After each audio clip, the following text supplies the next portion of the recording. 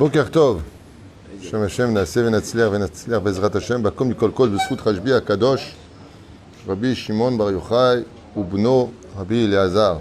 En ce jeudi 19 mai et 18 du mois de Iyar, cours acheté par Moshe Olivier pour la Haskara de Yaakov Ben Dina, Zchon Bracha, où l'élève Elfé Avdalim, la refoua Shlema de son papa Théodore Herzl Ben Tura. שהקדוש ברוך הוא ישלח לו רפואה שלמה, רפואת הנפש ורפואת הגוף, אנא אל נא רפנה לו, אנא אל נא רפנה לו, זכות התורה תגן בעדו ובכל אשר לו, בהצלחה רבה בכל מעשה ידיו, אמן ואמן. Bien entendu, un sujet qui m'a été demandé sur un livre un peu spécial de Minchat Yehuda Ruchot Mesaprim, de Rabbi Yehuda Ptaya, Zecher Tzadik Kadosh Livracha. Rabbi Yehuda Ptaya, je vais vous montrer sa photo. Il a vécu jusque dans les années 1910-1916 à peu près. Voilà, c'est lui. Je ne sais pas si vous voyez là.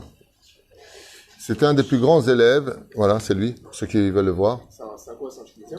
Non, il est de Bagdad. C'était un des plus grands Mekoubal de l'histoire. Il faut savoir que Rabbi Yehuda Ptaya est même une fois rentré en conflit avec son Rav, le Ben Ishraï, à propos d'un sujet, puisque c'était un homme qui était spécialisé dans la Kabbale et libérer les âmes prisonnières. C'est-à-dire que même Shabbatai Tzvi, qui s'est fait passer pour le Mashiach et qui a réussi à faire tomber avec lui des milliers de Juifs au nom de la Torah, comme on l'expliquait dans l'origine du mal, que certains vont utiliser la Torah pour se présenter comme étant le Mashiach, d'autres personnes qui vont s'aider de s'initier dans les Shlom Bayit en réalité pour s'initier dans la vie du couple, et toutes sortes de choses au nom de la Torah. Malheureusement, il y a beaucoup de charlatans. Et Shabbatai Tzvi a été un des plus grands charlatans de l'histoire. Et bien entendu, ce que les gens oublient souvent, c'est que tout se paye, que tout est retenu, et que la mort est un rendez-vous inévitable, et que quand on a fait du mal, et qu'en plus de ça, on s'est servi de la Torah, eh bien, on le paye extrêmement, extrêmement cher.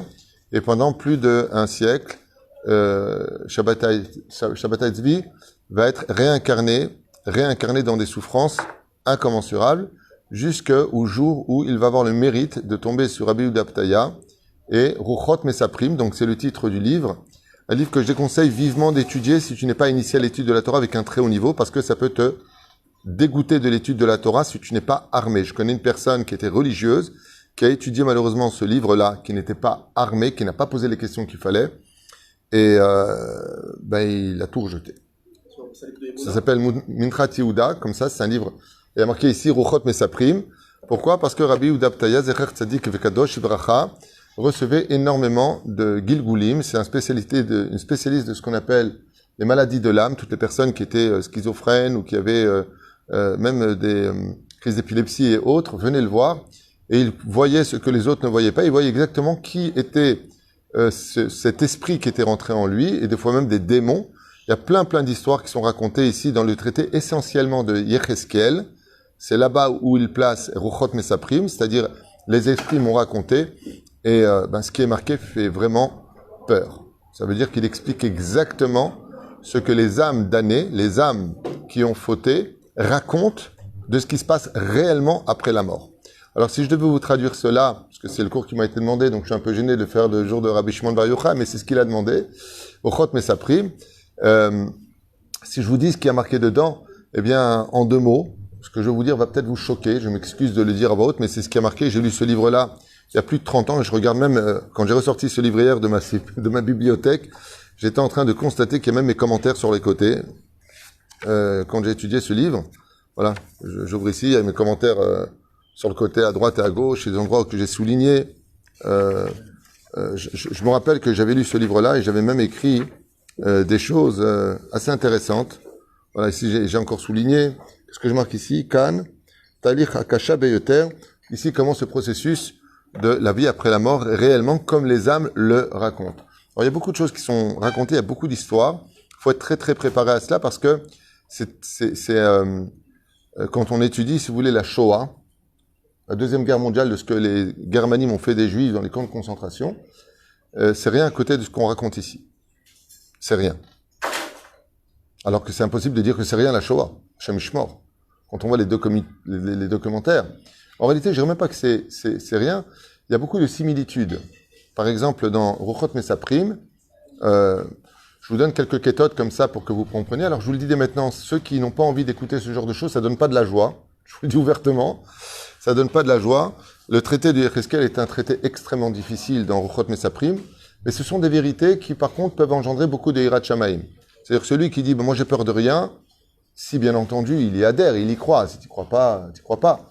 Mais dans les temps modernes, la vérité, je ne sais même pas si ce livre-là il ferait beaucoup d'effet aujourd'hui par rapport aux films d'horreur que sortent les cinémas et les atrocités qu'on entend aux informations. Comme il y a quelques jours seulement, un jeune homme de 18 ans aux États-Unis décide de prendre un M16, de tirer dans un prix unique supermarché sur des femmes, des hommes, et il se filme, et c'est filmé dans les réseaux sociaux.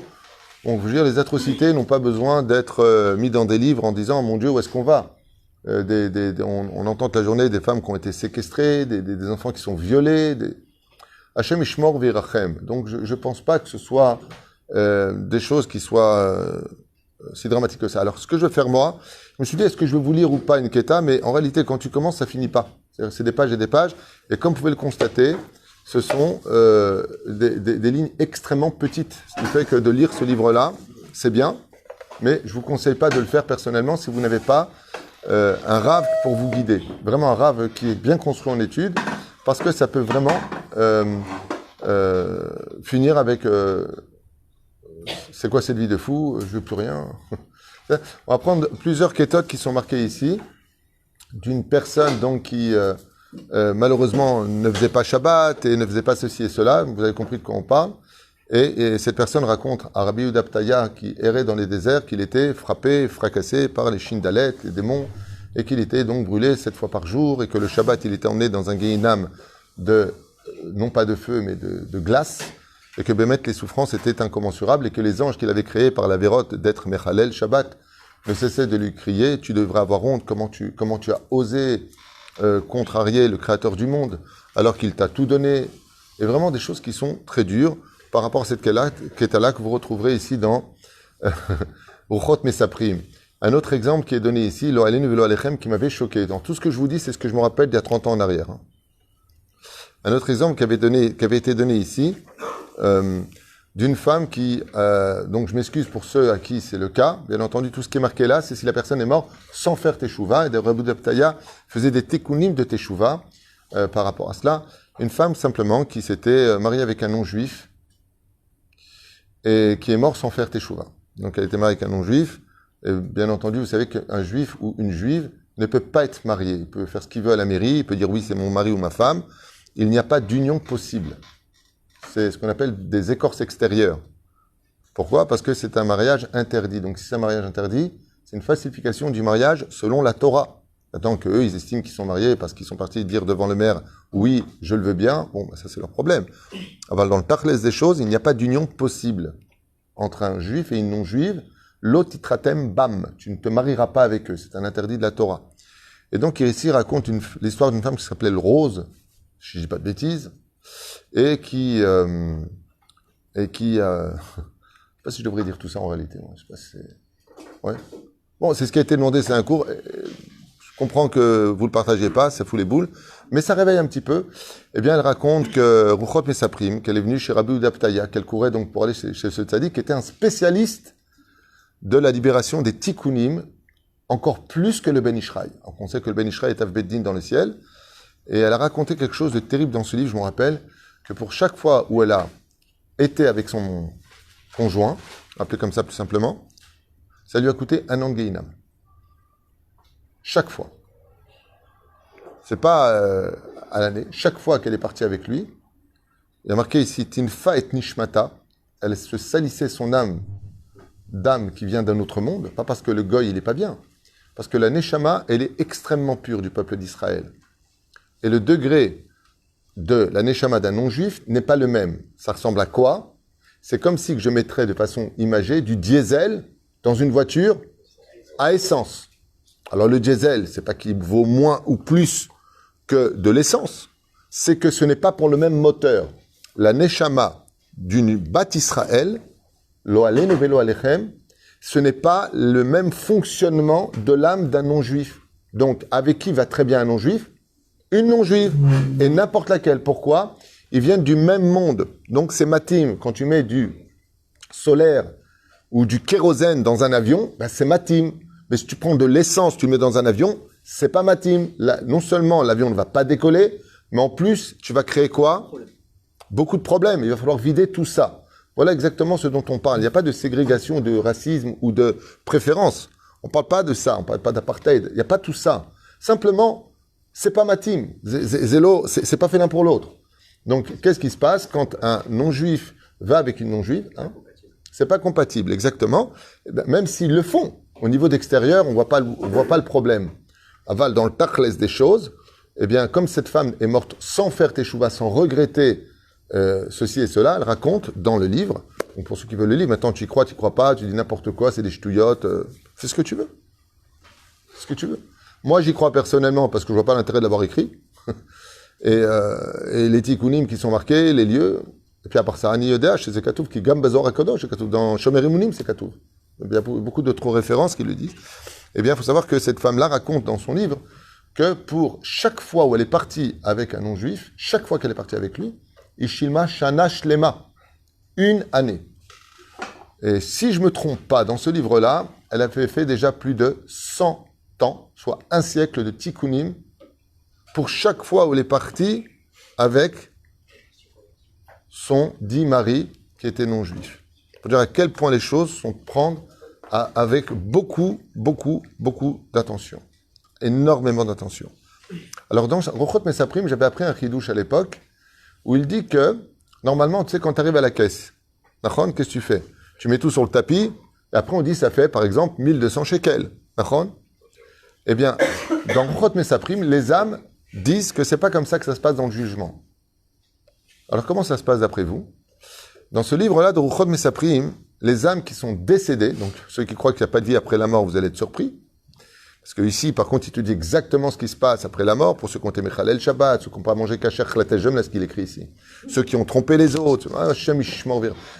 Celui qui a touché sa femme qui était Nida. Mamma mia. On a tous des grandes bouches. Tant que Dieu nous laisse dans l'ombre, et moi, je fais ce que je veux, et t'as pas à me dire, mamma, s'il regarde ce qu'il y a marqué dedans et que Béhémet, il sait que c'est la vérité. Je vous dis franchement quelque chose. Cette personne que je connais qui a lu ce livre-là et qui a tout rejeté, je lui dis, en tout cas, il y a une chose de sûre, c'est que tu as donné du crédit à ce que tu as lu. Parce que jamais tu aurais jeté la Torah, si. Le problème qu'il y a, c'est qu'il n'était pas initié, il n'était pas prêt à ce genre de choses, et des vérités qu'il est préférable d'ignorer. Pourquoi? Parce qu'il faut être prêt à cela. Mais la reine, ce livre-là est certainement un des livres les plus anti-chassidoutes qui existent. Parce que dans la chassidoute, le problème qu'il y a, est-ce que je n'apprécie pas dans la chassidoute, je suis un fada de la chassidoute, j'adore la chassidoute, je trouve que c'est le médicament de cette génération et on ne peut pas vivre sans chassidoute. Il y a une chose que je n'aime pas trop dans la chassidoute, c'est qu'on endort un peu les gens, pour ceux qui ne savent pas enseigner la chassidoute comme il le faut. Alors que le rabbi lui-même, ou dans l'écouter Moharan, là-bas il te dit bien, Rahmanan Itzan fait très attention. Et dans notre génération, il y a une espèce de... il n'y a pas de guéinam, il n'y a pas de punition, un kol besséder, t'es cool, prends un joint, endors-toi. Il y a une notion un peu d'endormir les gens, et qui touche un peu à une connotation chrétienne, dans le sens où adhère à mon rave et tu seras sauvé. Le seul que je connaisse qui dit ça, c'est croyez en moi et vous serez sauvés. Il y a un peu un côté chrétien, voire crétin, de croire que tu adhères au rave et tu seras sauvé, c'est bon. Aucun rave ne l'a dit. Même Rabbi Nachman a dit, tu viens, j'ai un TPO, j'essaierai de te sortir du Gehinam. Il parle du Gehinam quand même, n'oubliez pas. C'est-à-dire que faire attention à ce côté de tout va bien, tout est cool, hein, tu vois ce que je veux dire. Hein, Dieu, il est sympa, tu vois, tu t'arranges. Non. En tout cas, Zelonachon et la paracha de Bechukota, il tombe très bien avec cette paracha parce que dans Bechukota, Dieu, il met pas les gants. Hein. C'est, tu boufferas tes enfants, je vais te déchirer ta race, je vais te défoncer, La Torah, elle te met en garde. Attention, fais gaffe. Ce que tu sèmeras, ce seront tes ennemis qui viendront le prendre. Ils te prendront ta terre, ils t'emmèneront tes filles en captivité. Oh, c'est pas cool. C'est-à-dire que la Torah te montre aussi un aspect de ira. Mais ce qu'il y a de bien dans ce livre extraordinaire, que moi, personnellement, j'apprécie beaucoup. Pourquoi? Parce que moi, je remercie les gens qui me disent la vérité. Je vous donne un exemple. Vous êtes en train de rouler à 127 ou 130 km/h et c'est marqué 90. Quelqu'un en face vous fait les phares et en Israël, faire les phares à l'autre, ça veut dire, fais gaffe, il y a la police qui t'attend. Ah, tu viens d'avoir ton permis, toi. Alors, quand tu roules ici en Israël, tu vois, en France, tu klaxonnes, ça veut dire je vais te frapper. En Israël, ça veut dire avance, il y a bleed, je suis pressé. D'accord? Il y a des codes en Israël. D'accord? Alors, en Israël, quand quelqu'un, tu roules comme ça, il te fait les phares en face, ça veut dire fais gaffe, il y a des flics avec le revolver radar. Ouais. En France aussi, maintenant, ils font ça. Voilà, c'est nous. Ouais, mais en France, tu klaxonnes, le mec qui sort avec une batte de baseball. Hein. Hein? Qu'est-ce que veut dire? Les phares. Voilà. Et donc, alors je vous pose une question. La personne en face vous fait les phares. Vous pour prévenir qu'il y a un flic qui est de l'autre côté, là, comme ça, de la route, qui va essayer de vous choper et vous mettre un PV et 10 points de moins. Et en plus, avec joie, en plus, il s'y donne vraiment à cœur joie. Je t'ai eu. Ouais. Est-ce que vous remerciez celui qui vous a prévenu qu'il y avait un flic et va vous mettre un PV ou pas? Complètement. Voilà exactement comment je vois, moi, ce livre-là. Je trouve ça très gentil de la part de Rabbi Yehuda Ptaya d'avoir écrit ce livre, parce que c'est lui qui l'a écrit, bien sûr, Chot Mesaprim, parce qu'il nous prévient, il nous dit, fais gaffe, sache que derrière le tournant de la vie, ne crois pas qu'après tu meurs, ça a l'air, tout va bien. Il y a plus de 196 millions de morts cliniques qui sont tombés dans le piège, pas tous, je vous l'affirme, qui sont tombés dans le piège de s'être arrêtés uniquement dans le couloir de lumière si merveilleux et si Casimir avec le jardin enfanté, là, comme ça, comment ça s'appelait? Casimir? Non, pas le manège enchanté. L'île aux enfants, ouais. C'est cool. Seulement, ce qu'ils racontent pas, c'est la suite. C'est que ce qu'ils ne savent pas, c'est qu'il y a une suite derrière ce couloir, et la suite, elle est remplie de justice. T'as fait du bien, tu prends un salaire, t'as fait du mal, tu payes ta race. Je sais, j'ai dit Tara, c'est pas très joli pour le Rav Tutu, mais je suis tunisien et nous on le dit, c'est pas un problème. Les gens sont choqués de ce que je dis. Il a dit Taras. Ouais, une race. Mais la reine, il raconte ici donc des choses qui vraiment nous mettent en garde. Une des histoires qui m'avait aussi beaucoup choqué, ça peut aider certaines personnes, dans ce livre terrible de Minchat Yehuda, où il dévoile des vérités à l'image de celui qui prévient en disant fais gaffe, tu roules trop vite. Il y a des flics avec des radars qui sont cachés, tu vas te prendre un PV. C'est celui qui a photo avec la Brit Mila. Il raconte l'histoire d'une personne qui explique Lo alenu velo alechem, mamash lo alenu velo alechem, celui qui est mort en faisant Zera Levatala toute sa vie, parti avec des femmes, il a fait des shtuot avec la Brit Mila. Il raconte mamash des choses nora'a sur ce sujet-là, qui dit que non seulement les portes du Gan Eden lui ont été fermées, mais quand il descend dans le Kaf Hakela, il y a des anges qui ont été créés par Zera Levatala, et qu'est-ce qu'ils font? Des opérations chirurgicales à vif. Sur la Brit Mila. C'est-à-dire, ils vont nettoyer la Brit Mila des fautes. Mamash, des choses terribles. Quand je vous dis terrible, c'est terrible. Comme je vous avais parlé de la Deuxième Guerre mondiale, où ils faisaient des opérations sur les hommes et les femmes à vif. D'accord? Comme le dit le Harizal, d'ailleurs, il le ramène ici, qu'il y a un ange qui s'appelle Ra'a, et qui frappe les yeux de celui qui regardait les femmes dans ce monde. D'accord? Comme ça dit le Harizal. Et c'est ce qu'on dit d'ailleurs dans le Seder de l'El Hoshana Rabbah, que l'étude de la nuit de Hoshana Rabbah vient réparer les yeux qui ont regardé les choses interdites. Ici, il dit pareil. Il dit Ruchot Mesaprim, que Behemet, chaque membre qui a fauté, celui qui a volé, je vous raconte pas, Bichlal, il y a une histoire terrible dedans aussi à propos du vol, que la personne qui vole dans ce monde, non seulement elle ne peut pas s'élever quand elle sort de son corps, non seulement elle ne peut pas s'élever, ni en rantamar, rien du tout, elle n'est même pas jugée, elle ne peut pas. Elle ne peut rien faire. Elle est obligée d'errer dans ce monde à trouver une solution de rembourser tous les gens qu'elle a volés. Jusqu'à ce qu'un tikkun lui ait fait, un temps précis, où elle est réincarnée dans ce monde. Donc il raconte ici qu'il attend de rentrer dans un corps pour pouvoir gagner de l'argent et faire en sorte par la destinée divine de rendre l'argent jusqu'au dernier centime qui a été volé. Donc il va aller d'un coup dans un pays, en Italie, il ne sait pas pourquoi il va aller là-bas et on va lui voler son argent, cet argent va être... Comment Kadosh Baruch Hu sauve Akol, il sauve Akol, il sauve Akol. Mais il appelle ça le kafakela. C'est-à-dire dans un monde, Hashem Ishmor Verachen, même si c'est la Torah de Mitzvot, il est obligé de rendre tout l'argent qui va être volé jusqu'au dernier centime. À lire, Bémet, à lire. Ce qui est très intéressant, c'est que c'est très bien écrit. C'est en hébreu. Malheureusement, ce livre-là a été traduit en français, ce que je trouve être dramatique. Ils ont traduit juste Yecheskel en plus. Parce qu'avant Yecheskel, tu as sur la paracha de la semaine, c'est intéressant. Après, tu as sur le livre de route, sur un peu de Teilim, à la fin du livre. Le traité d'Yecheskel, il est un peu hard. Ils ont Traduis juste ce moment-là. Et Vezelotov. Ken. Le café qu'elle a, quand on parle des douleurs, le café qu'elle a, parce qu'il n'y a plus de corps, donc c'est quoi cette douleur? C'est une douleur. Le kafakela, c'est vivre sur Terre, dans des mondes parallèles que tu ne vois pas, avec toutes les envies du corps sans corps. Ça veut dire le mec qui fumait, il a envie de fumer, seulement il n'a pas de corps. Donc il est là en train de renifler dès qu'une personne fume. Il continue avec les mêmes envies à tourner dans un monde. Et le pire, c'est pas ça. C'est que maintenant qu'il a plus de corps, il voit la vérité. Et hormis le fait de souffrir les avérotes qu'il a fait dans ce monde, bon, je ne vous parle pas de la femme qui ne se couvre pas les cheveux, je ne vous parle pas... Ok? C'est la Torah quand elle te donne, comme il dit à Kadosh Baruch Hu dans Devarim, j'ai créé la vie, j'ai créé la mort. D'accord? J'ai créé le bien, j'ai créé le mal. Ou bacharta, bachaim. Je te conseille de prendre la vie. Parce que d'un côté, ici, on parle des drames, de ce qui se passe quand une personne faute, mais il faut aussi voir ce qu'il raconte sur celui qui a fait une mitzvah, le salaire qu'il prend pour l'éternité.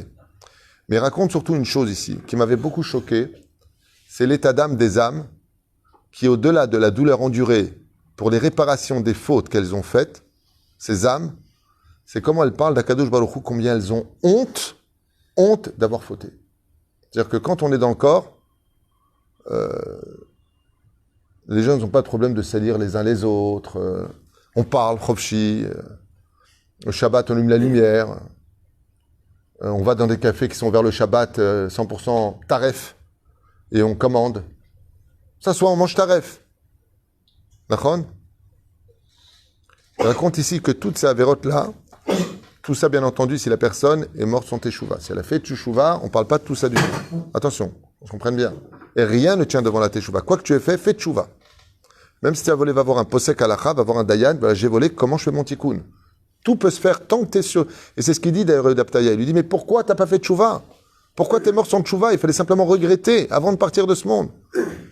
Et ils répondent, les âmes, les cours que j'ai fait justement sur l'origine du mal, le monde des clipotes, c'est comme des cordes qui t'attachent, et en fin de compte, tu es comme paralysé, tu es comme aveuglé, tu es comme pétrifié, que tu ne peux plus avancer, comme si tu appartenais aux forces obscures, aux forces du mal. Comme ça, il explique un petit peu dans son livre, et donc il faut que les tzadikim, et c'est un des rôles principaux d'ailleurs des tzadikim dans ce monde, d'aider les âmes qui ont vraiment, vraiment besoin d'aide et qui errent à travers une chose essentielle qu'il dit dans son livre et qui fait vraiment beaucoup réfléchir, c'est que toutes ces âmes qui souffrent et qui racontent, je ne vais pas vous raconter ce qu'il dit parce que je vous dis franchement dans les textes, mais peut-être qu'à Tchabab on devrait le faire. Tchabab c'est un bon jour pour le faire, à mon avis.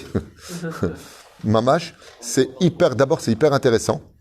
Et on retombe ici sur beaucoup de gens qui Vaya Bachur Vetsoek, Dai, Ki'u, Nichna, Rotse, Lagid, Shemo, Veshamiro.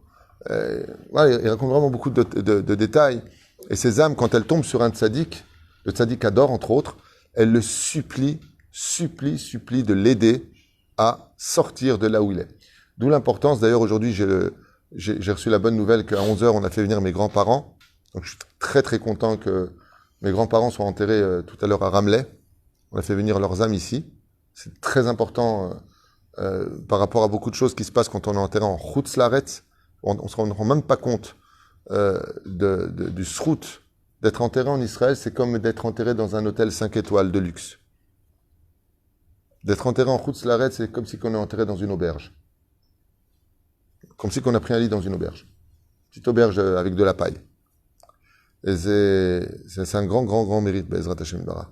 Donc en deux mots, ce qu'il faut comprendre, c'est que la plus grande souffrance que j'ai retenue de ce livre, de Rabbi Yehuda Ptaya, c'est que les âmes, malgré les atrocités dont elles font part de ce qu'elles vivent après la mort, et elles insistent beaucoup. Hein. Je pensais qu'après la mort, il ne se passait rien du tout, mais en réalité, la vie réelle, c'est... La vie est une arnaque, quoi. Ne crois pas que quand tu meurs, tu fermes les yeux et c'est bon. Mamache, non. C'est juste que tu sors de ton corps et que tu es toi-même, tu continues à vivre. La différence qu'il y a, et ce qui m'avait le plus choqué, c'est que ces âmes disent « Mais rien n'est plus dur que d'avoir déçu Hachem quand on a compris qui il était. » Après la mort, Dieu se présente une seule fois à ces gens qui n'ont pas fait de tchouva, et c'est une empreinte qui reste pour l'éternité en eux, et ils ont honte et ils s'en veulent à mort d'avoir fauté. le regret, dit ici, est le plus grand des Gehinam à vivre après la mort. Le regret d'avoir fait du mal. Le regret d'avoir sali son âme.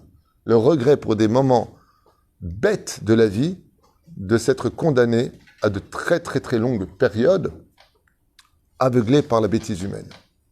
Comme ça, il raconte plus ou moins dans ce livre. Ken.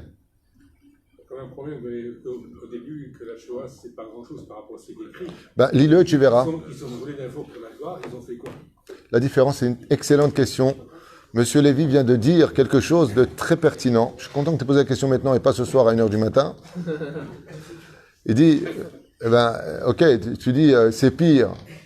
Tzodek, Atat Tzodek, Bémet Atat Tzodek. Mais je vais te dire pourquoi c'est pire. Rabbi Yochanan ben Zakkai s'est mis à pleurer le jour de sa mort. Et les élèves lui ont dit, Rasra, si toi tu pleures, qu'est-ce qu'on va devenir nous? Rabbi Yochanan ben Zakkai. Qu'est-ce qu'il a répondu, Rabbi Yochanan ben Zakkai? Il a dit, si j'étais emmené devant Hitler, devant un mauvais roi qui me condamnait à mort, il me mettrait à mort, il me ferait souffrir. Mais les souffrances mettent un terme, tôt ou tard, parce que tu meurs. Mais après la mort, Hachem m'émite ou m'échaye. En quoi c'est pire? C'est peut-être pas au niveau du ta'alir. D'abord, la peur était énorme. Il faut savoir que dans les camps de concentration, Hachem est comme Damam. Les Allemands se jouaient beaucoup des chiens pour faire peur aux prisonniers. Surtout dans le camp de Sobibor, entre autres. La différence qu'il y a, c'est que quand tu brûlais un juif, Lo alenu velo alechem, tu lui mettais une balle dans la tête. Qu'est-ce qui se passait après? Il n'y avait pas une deuxième balle dans la tête. Quand tu brûlais un juif dans les fours crématoires. C'était gazé, là il souffre. Oui, mais c'était pas 2 fois gazé. Ça prend du temps. Tu as raison, mais c'est fini. Là, c'est 1 siècle. C'est 1 an parce qu'elle est partie une seule fois avec. La différence qu'il y a, c'est que comme il le raconte ici, quand on devient cendre là où on t'emmène, par rapport à la faute qui avait été commise ici, surtout les balais la shonara, pire que tout, c'est celui qui disait du mal des rabbanim, maman ce qu'il prenait dans la tête. Je ne veux même pas vous en parler parce que vraiment vous n'allez pas dormir. Ouais. Ils sont frappés par des scorpions et des serpents, c'est marqué là-bas. La douleur est si puissante que la neshama explose et l'ange, il reconstitue la neshama qui est repiquée et hop, pam, elle explose, hop, pam. Pour chaque lettre qui est sortie de sa bouche, d'avoir dit du mal sur un rab, c'est la différence. C'est-à-dire que le monde dans lequel on est à ses limites, de l'autre côté du monde, il n'y a pas de limite. Le temps n'existe pas, on est dans l'espace-temps. C'est pour ça que c'est beaucoup plus difficile. Ça veut dire que les chameaux de ceux qui ont été volés dans les fours crématoires sont purs, ils n'ont pas fait de faute. C'est une question que seul Dieu peut répondre. Moi, je ne me mettrai pas à risquer de répondre à une telle question. J'en sais absolument rien. Ce que je sais, par contre, c'est ce que dit la Torah. Tous les Juifs qui sont morts à la Shoah sont morts d'un Kiddush Hashem. Tous sont morts d'un Kiddush Hashem parce qu'ils étaient Juifs. Que s'ils ont fauté, les souffrances étaient de toute façon tellement importantes que Bevadai, Be'enai, tous les Juifs sont Gan Eden de la Shoah. J'ai aucun doute sur ça. J'ai absolument aucun doute. Ani Safek. Bon, en tout cas, dans son livre, il raconte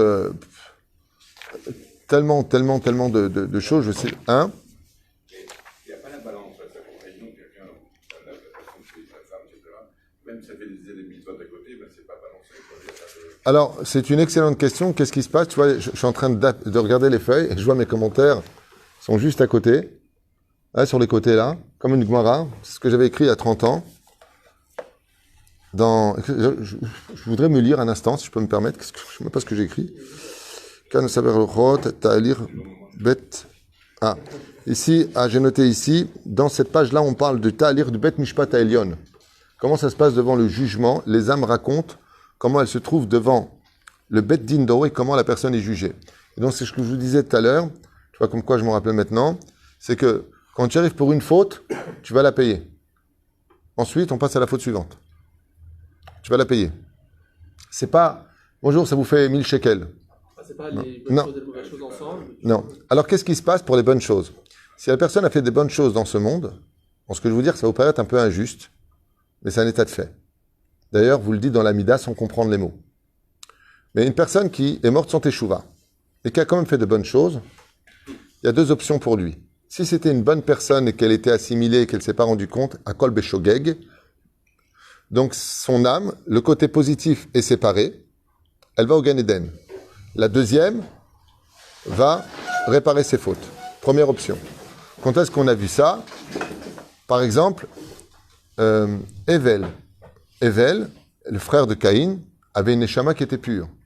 Le bon côté de Evel s'est séparé du mauvais côté de Evel, où il s'en est enorgueilli, et il a regardé la Shrina. Le mauvais côté de Evel s'est réincarné en Bilham. Le bon côté de Evel s'est réincarné en Moshe Rabbeinu. C'est la première explication du Harizal. Deuxième explication qui est beaucoup plus dure et que Ruchot Mesaprime, c'est que Lo Alinu Velo Alechem, si une personne est morte sans faire teshuva et qu'elle a malgré tout du mérite, elle est dépouillée par les tzadikim qui lui dit « Qu'est-ce que font ces diamants chez toi alors que tu as ignoré Dieu toute ta vie ?» Et ils lui prennent ces diamants-là. L'avantage qu'il y a, pour pas qu'il y ait d'ambiguïté, c'est que ces tzadikim prient quand même pour son âme que Bémet, elle retrouve vite le chemin du repos. Ça a quand même un avantage.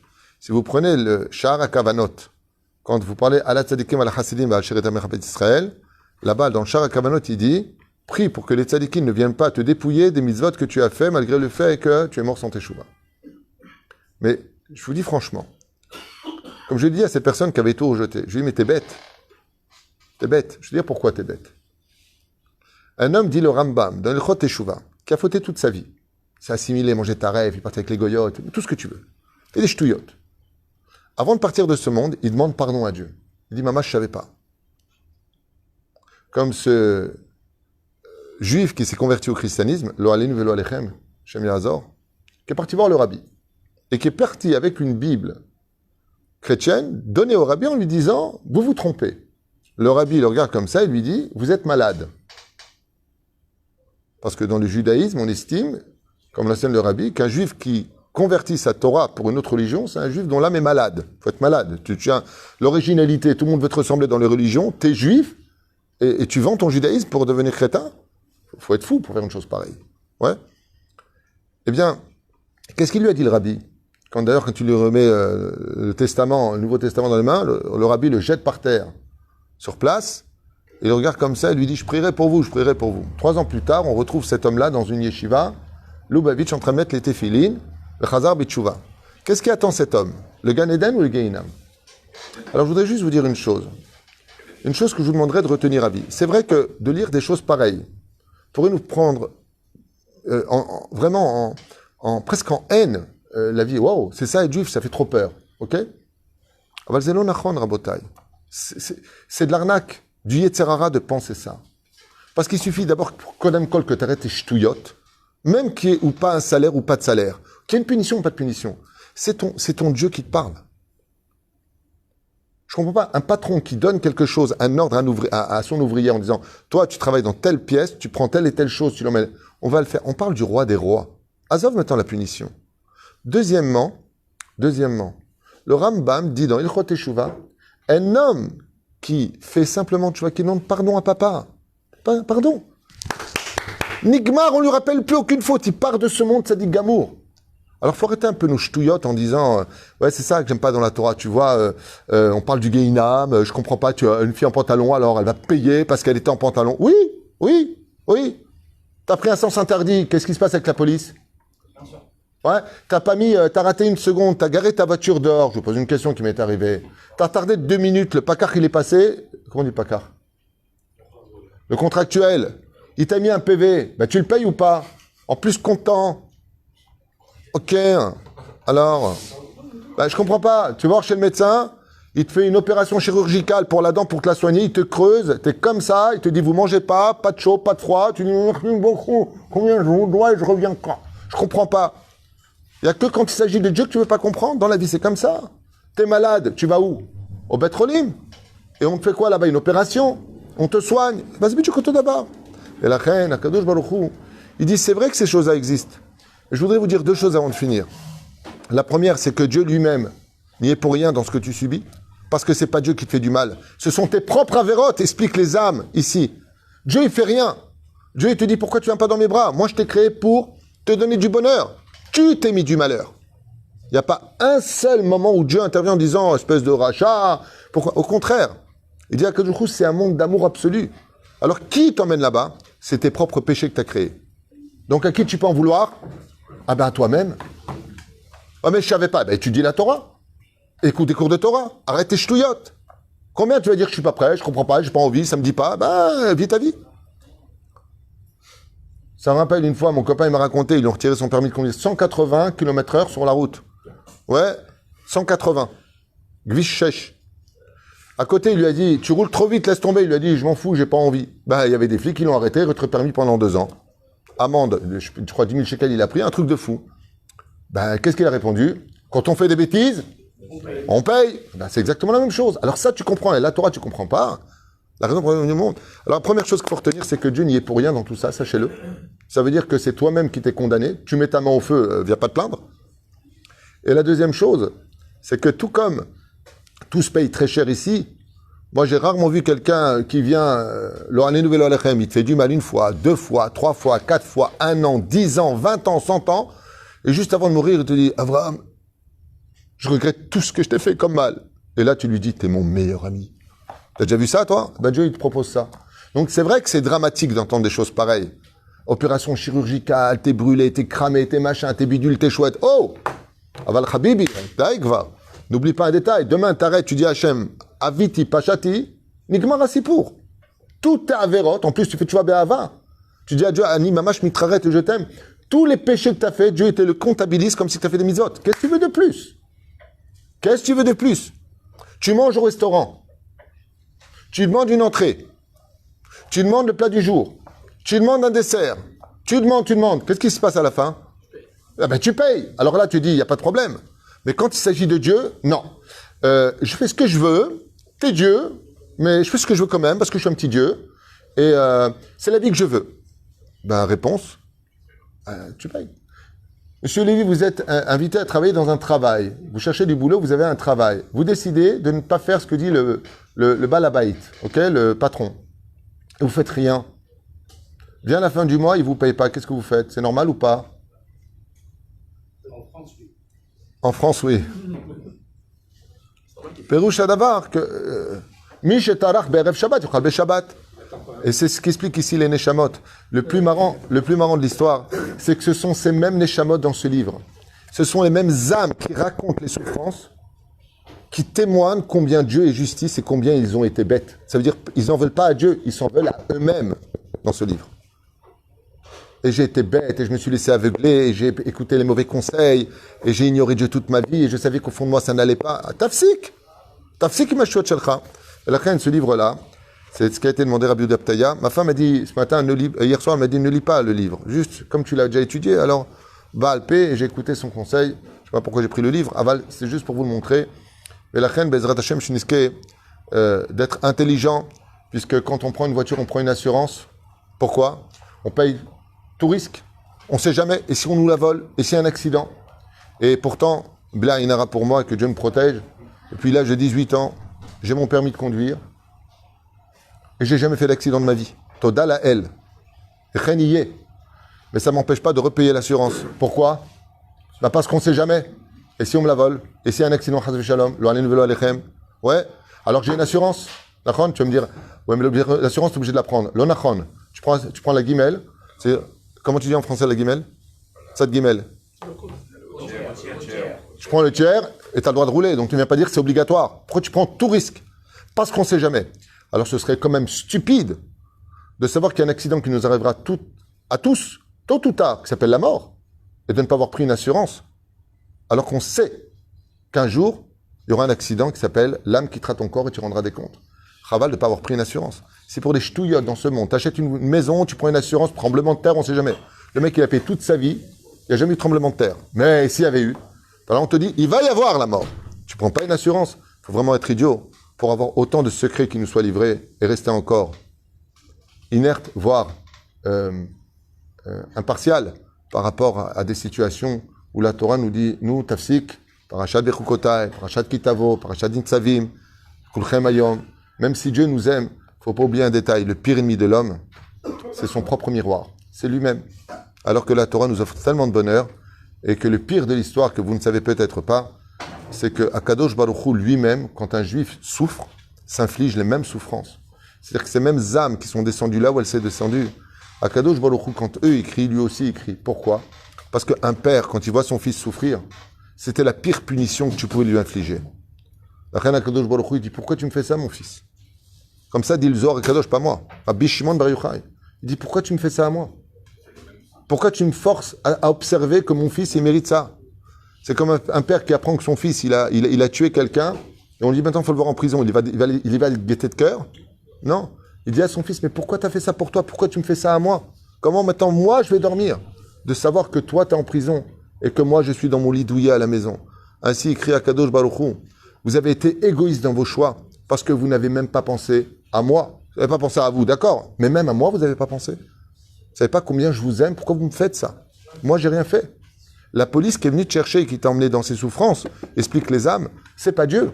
Ce sont les propres avérotes qu'on n'en a pas soignées ni réparées par le biais de la Teshuvah.